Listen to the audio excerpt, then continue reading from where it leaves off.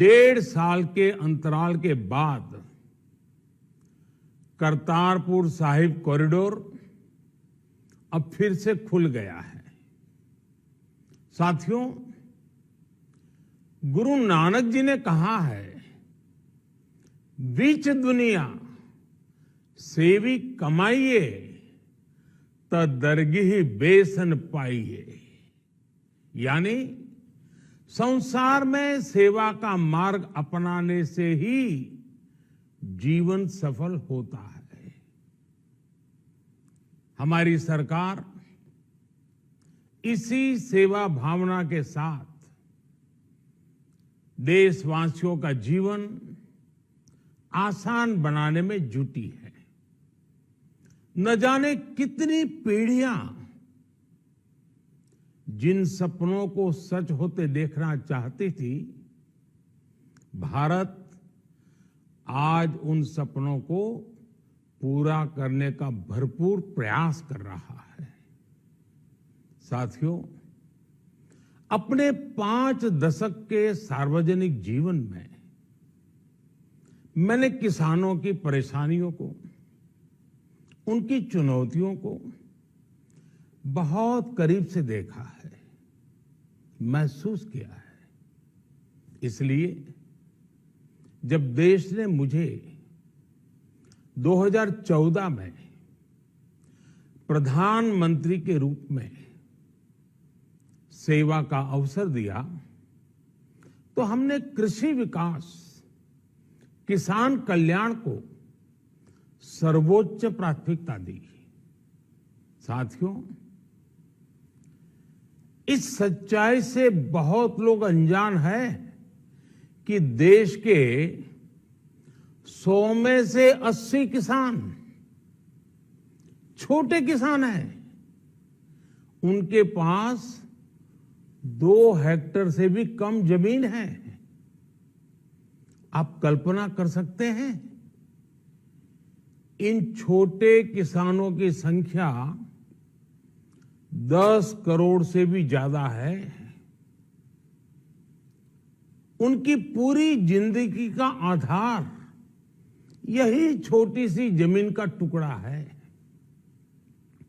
यही उनकी जिंदगी होती है।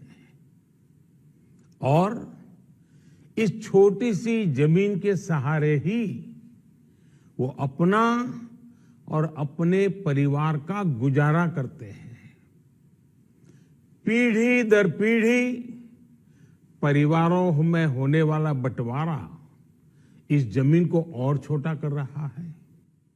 इसलिए देश के छोटे किसानों की चुनौतियों को दूर करने के लिए हमने बीज, बीमा, बाजार और बचत, इन सभी पर चौतरफा काम किया।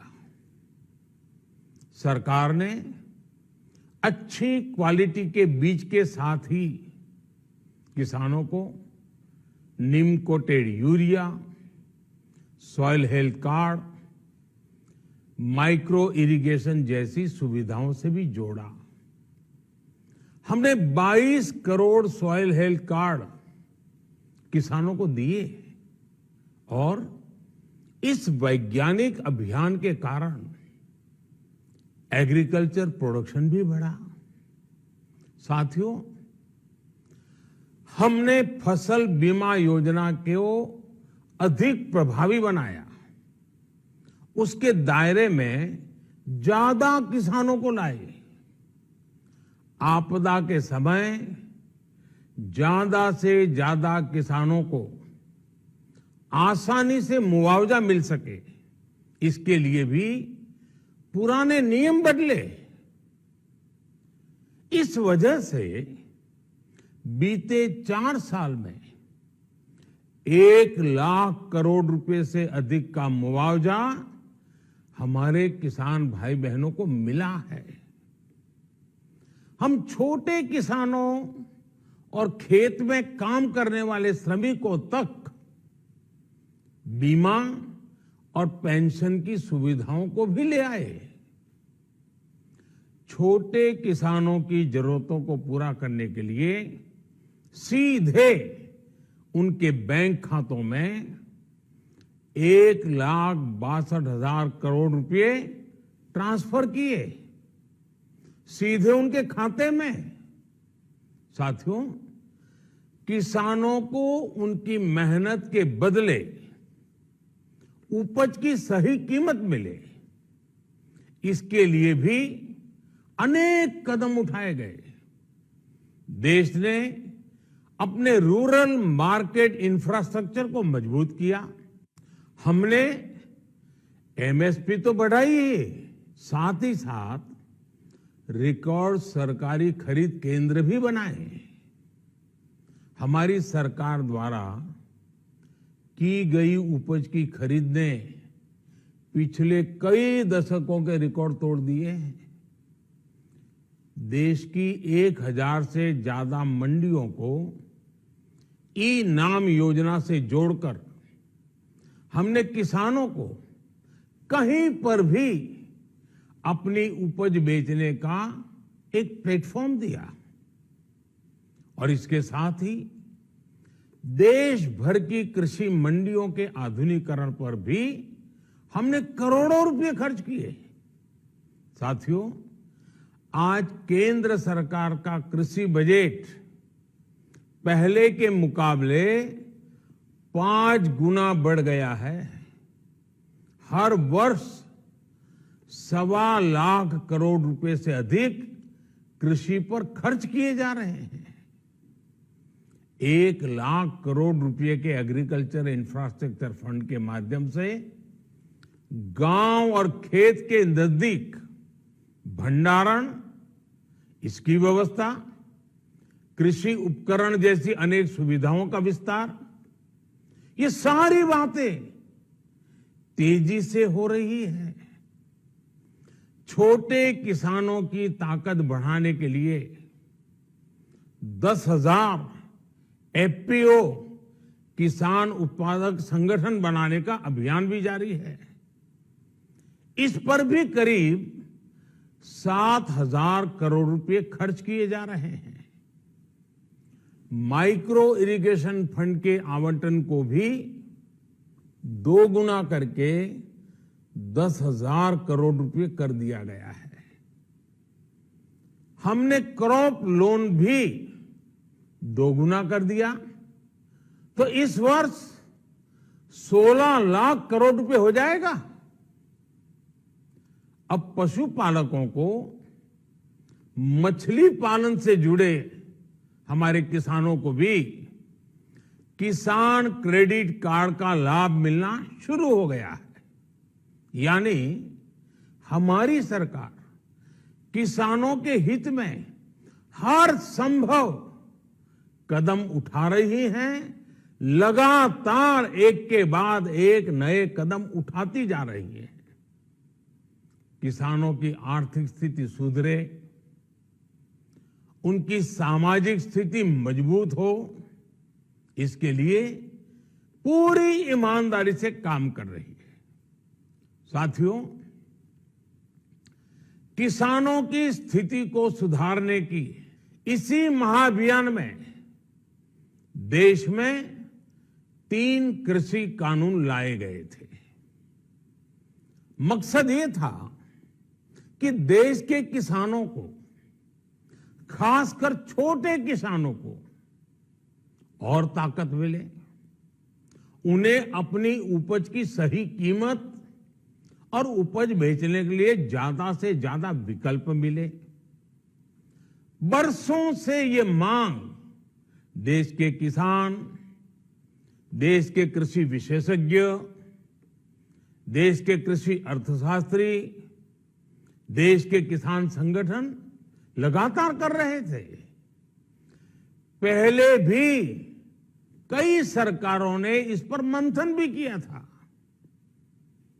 इस बार भी संसद में चर्चा हुई, मंथन हुआ और ये कानून लाए गए।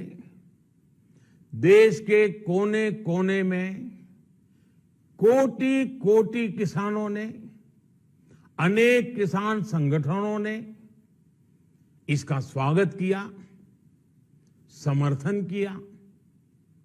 मैं आज उन सभी का बहुत बहुत आभारी हूं, धन्यवाद करना चाहता हूं।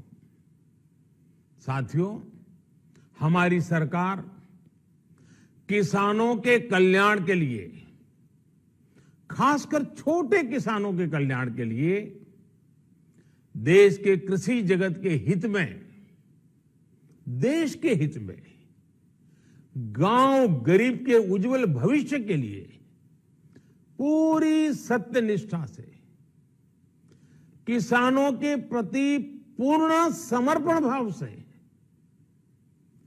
नेक नियत से ये कानून लेकर आई थी। लेकिन इतनी पवित्र बात, पूर्ण रूप से शुद्ध किसानों के हित की बात, हम अपने प्रयासों के बावजूद कुछ किसानों को समझा नहीं पाए। भले ही किसानों का एक वर्ग ही विरोध कर रहा था, लेकिन फिर भी ये हमारे लिए महत्वपूर्ण था।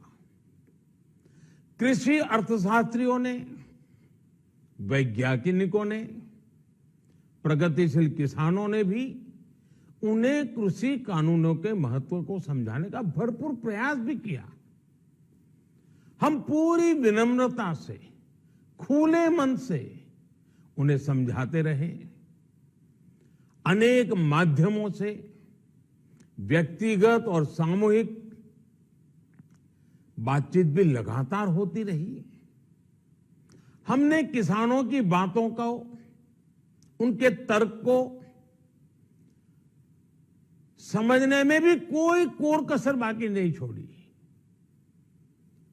कानून के जिन प्रावधानों पर उन्हें ऐतराज था, सरकार उन्हें बदलने के लिए भी तैयार हो गई।